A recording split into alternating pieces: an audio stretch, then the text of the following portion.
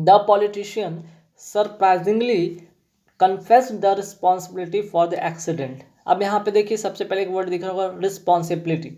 तो रिस्पॉन्सिबिलिटी होता है, कन्फेस द रिस्पॉन्सिबिलिटी नहीं होता है।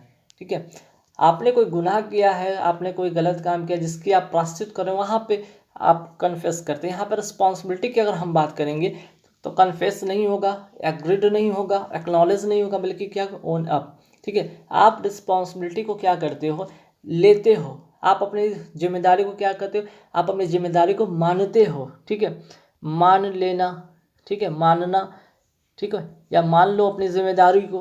तो यहाँ पे चीज़ें हुआ है कि जो पॉलिटिशियन है अचानक से मीन्स कि आश्चर्यजनक तरीके से क्या यहाँ कह सकते हैं कि जो रिस्पॉन्सिबिलिटी हुआ लिया है उन्होंने उस एक्सीडेंट होने पर। तो यहाँ पे ये चीज़ होगा कि the politician surprisingly owned up the responsibility for the accident. ठीक है, तो रिस्पॉन्सिबिलिटी के सेंस में होगा तो यहाँ पे ओन अप इसके साथ अटैच करेंगे। ठीक है, own up the responsibility for the accident. हो सकता है कि कोई रैली निकली, रैली के वजह से आम पब्लिक का क्षतिग्रस्त हो गया, कोई वाहन वगैरह कुछ भी क्षतिग्रस्त हुआ, तो यहाँ पे पॉलिटिशियन ने उस चीज़ की जिम्मेदारी ली है कि हाँ भाई ये चीज़ जो हुआ है घटनाएं, अगर हमने इसको ध्यान दिया होता, इस चीज़ पर काम किया होता है, अगर हेड अथॉरिटी से हमने बात कर रखा होता तो ये अप्रिय घटना नहीं होता, या दिशा निर्देश दिया रहता है रैली को तो ये चीज़ नहीं होता। तो एक एग्जांपल के तौर पर मैंने समझाने की कोशिश किया। ठीक है, तो यहाँ पे ओन अप करेंगे। क्लियर, तो फर्स्ट क्वेश्चन में इसका जो करेक्ट आंसर हो जाएगा वो होगा सी। आगे बढ़ेंगे सवाल पे। सवाल नंबर 2 है कि he never thought so sad as when he had made a blunder. ठीक है, he never dash so sad as when he had made a blunder. Means कि जब भी वो कोई गलती करता था तो क्या होता था, कभी भी वो क्या होता था, वो सैड, वो कभी भी सैड क्या, सैड को सोचता था नहीं, सैड दिखता था। सैड मीन्स उदासी दिखना। सैड के सेंस में क्या होता है, लुक सैड कहते हैं ना, look sad. He never looked क्या होगा, सो सैड। वो कभी भी इतना उदास नहीं दिखता था, कभी भी उसके चेहरे पर कोई शिकस्त नहीं पड़ती थी जब भी उससे कोई गलती हो जाती थी या उसने गलती करता था। ठीक है, तो इस तरह से यहाँ पे होगा क्राइड सो सैड नहीं, काज सो सैड नहीं, लुक सो सैड। कहते हैं ना बोलचाल की भाषा में कहते हैं ना, look so sad. Why you look so sad, आप क्यों इतना उदास दिख रहे हो, दिखते हो, है ना, इस तरह से सेंस में कहते हैं ना। तो यहाँ पे आपका लुक के साथ, यहाँ पे सैड के साथ जो होगा कॉम्बिनेशन वो लुक का होगा। आगे बढ़ेंगे सवाल पे। नेक्स्ट जो question, the man taken to the hospital by an ambulance. अब यहाँ पे एक चीज नोटिस के, सेंटेंस पढ़ने का यहाँ पे बाय लगा। बाय क्या रिप्रेजेंट करता है, पैसिव। और पैसिव फॉर्मेट में तो मान के चलेंगे यहाँ पे क्या होगा, वर्ब का थर्ड फॉर्म होगा। वर्ब का थर्ड फॉर्म होगा तो ठीक है, यहाँ पे आपके सामने ऑप्शन क्या क्या है, द मैन टुक, यहाँ पे V2 है, यहाँ पे तो वर्ब का थर्ड फॉर्म चाहिए। तो थर्ड फॉर्म तो सिर्फ इसमें दिख रहा है, टेकन में। तो the man was taken to the hospital by an ambulance. तो करेक्ट आंसर क्या हो जाएगा, सी इसका करेक्ट आंसर हो जाएगा। क्लियर, चलिए आगे बढ़ेंगे सवाल पे। I am looking forward to see you soon. तो देखिए यहाँ पे क्या सही करना होगा या क्या नहीं सही करना होगा। तो ये जो सेंटेंस होगा उसमें होगा नो इम्प्रूवमेंट। ठीक है, देखिए अगर हम हैबिट की बात करते हैं, एक हैबिट होता है, कंटिन्यू हैबिट वाली बात होता है, तो वहाँ पे हम लोग क्या करते हैं, लुकिंग फॉरवर्ड के साथ, ठीक है, लुकिंग फॉरवर्ड टू के साथ हम क्या करते हैं, वर्ब का जो होता है फोर्थ फॉर्म लगाते हैं, एज अ जेरेंट उसको यूज करते हैं। तब अगर हैबिट की बात हो, यहाँ पे I am looking forward to see you soon, means कि यहाँ पे सून से पता चल रहा है कि वो कंटिन्यूटी वाली चीज़ नहीं है यहाँ पे। ठीक है, यहाँ पे वो कंटिन्यूटी वाली चीज़ नहीं है। कहते हैं ना कि अगर हम बात कर रहे हैं या किसी चीज़ पर विचार कर रहे हैं, आपसे इस बात पे जल्दी ही बात करेंगे, तो जल्दी ही करेंगे मीन्स कि वो कभी कभार वाली बात हो रही है, हैबिट नहीं है इस चीज़ का। तो इन द सेंस ऑफ हैबिट तो आप लुकिंग फॉरवर्ड टू V4 लगाएंगे, अगर नहीं होगा तो वहाँ पे 2+V1 का यूज़ करेंगे, 2+V1 का यूज़ करेंगे। क्लियर, चलिए आगे बढ़ते सवाल पे। English in India has acquired distinct identity as a regional variety and is known as Indian English। ठीक है, अब यहाँ पे बात हो रहा है इंग्लिश का, इंग्लिश इन इंडिया। तो पता है भारत में इंग्लिश का क्या महत्व है, क्या यहाँ पे लोगों की इसके प्रति वो रुचि है, इंटरेस्ट है, क्या रिस्पॉन्सिबिलिटी मिलता है इसके लेकर, इसको लेकर आपको पता है। तो India, English in India has acquired कैसे आइडेंटिटी बनाया है ना अपना, जो इंग्लिश का जो भारत में यहाँ पे एक्वायर्ड किया गया है और उसके वजह से जो आइडेंटिटी बनी है, तो कैसे आइडेंटिटी बनी है, डिस्टिंक्ट आइडेंटिटी या फिर एन डिस्टिंक्ट आइडेंटिटी या स्पेशल क्या होगा यहाँ पे, ए स्पेशल आइडेंटिटी का यूज़ करेंगे। तो यहाँ पे जो होगा यहाँ पे English in India has acquired और डिस्टिंक्ट आइडेंटिटी, ठीक है। यहाँ पे क्या करेंगे, a distinct identity as a regional variety and is known as Indian language, है ना। तो यहाँ पे ए डिस्टिंक्ट आइडेंटिटी करेंगे, क्योंकि जब आइडेंटिटी को आप अगर कोई एक ऐसा अच्छा गुण है जिसको आप काउंट करें, वहाँ पे एक आर्टिकल के सेंस में आप ए उसको लगा सकते हैं, ठीक है। A distinct identity. आगे बढ़ते सवाल पे कि it is said that Oscar Wilde was most sincere artistically when he depicts insincere characters। अब देखिए इससे पता चल रहा है ये क्या है, प्रेजेंट से पता चल रहा है, यहाँ पे प्रेजेंट में बातें, डिपिक्ट से भी पता चल रहा है यहाँ पे प्रेजेंट में बातें, तो जाहिर सी बात है यहाँ पे क्या होना चाहिए, ठीक है। तो बातें सब प्रेजेंट की बात है, तो हम यहाँ पे क्या करें, फॉर्मेशन भी तो प्रेजेंट वाला करेंगे ना, तो यहाँ पे क्या होगा, इज होगा, ठीक है। यहाँ पे वॉज नहीं होगा, इज होगा कि इट इज सेड दैट, कहा जाता है कि, है ना, Oscar Wilde is most sincere artistically when he depicts insincere characters. Clear. चलिए आगे बढ़े सवाल पे। नेक्स्ट क्वेश्चन है कि a person who want to go out to work should be given the possibility to do so. काम के sense में कोई बंदा है, कोई व्यक्ति है, अगर बाहर जाना चाहता है काम के सेंस में, तो उसको काम के सेंस वर्क के साथ क्या होता है, वर्क के साथ एक आपको अपॉर्चुनिटी मिलती है ना, अपॉर्चुनिटी, काम का एक अपॉर्चुनिटी होना चाहिए यहाँ पे, चांस या प्रेफरेंस नहीं।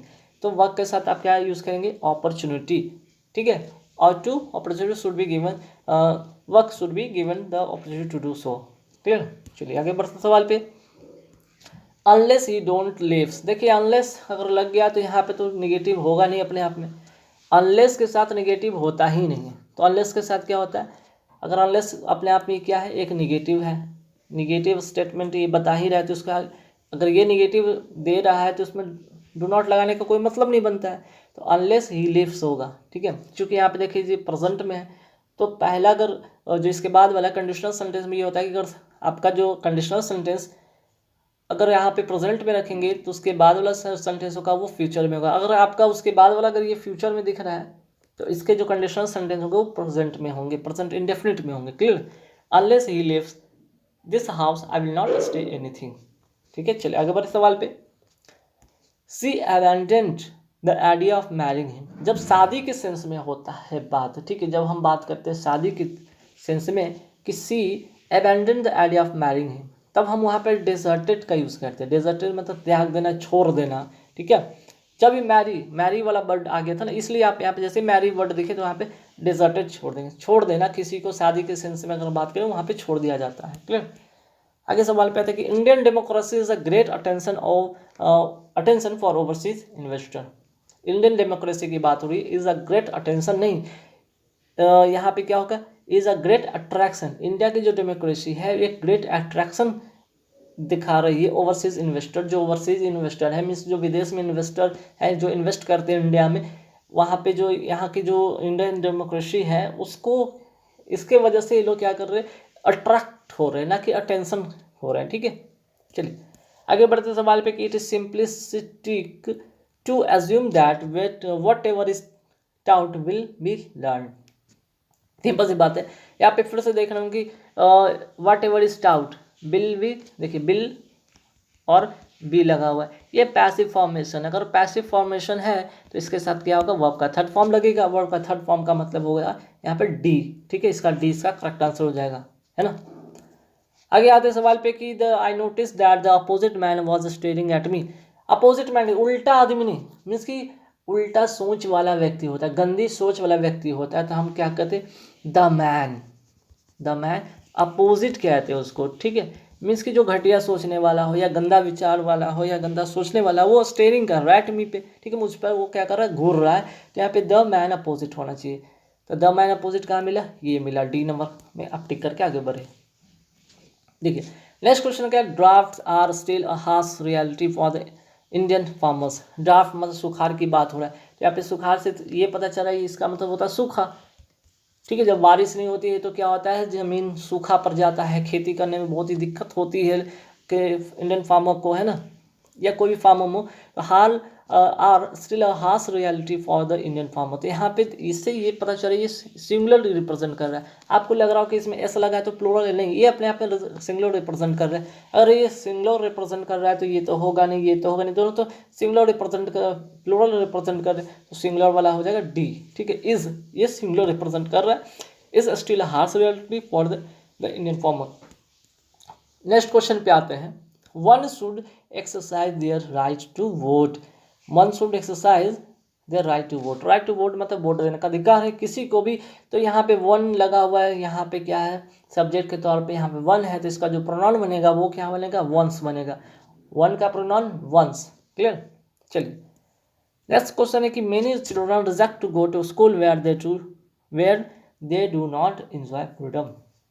मेनी चिल्ड्रन रिजेक्ट नहीं, वेर मेनी चिल्ड्रन क्या करते हैं, रेफ्यूज करते हैं, इनकार करना के सेंस होता है। ठीक है, आपकी वो क्या है, ये आपका दायित्व है, आप उस दायित्व को खंडन नहीं कर सकते हैं, आप उसको रिजेक्ट नहीं करते, बल्कि आप उसको सिर्फ इनकार कर सकते हैं। लेकिन आपका मानना तो है ही, वो चीज़ आपको मानना ही है।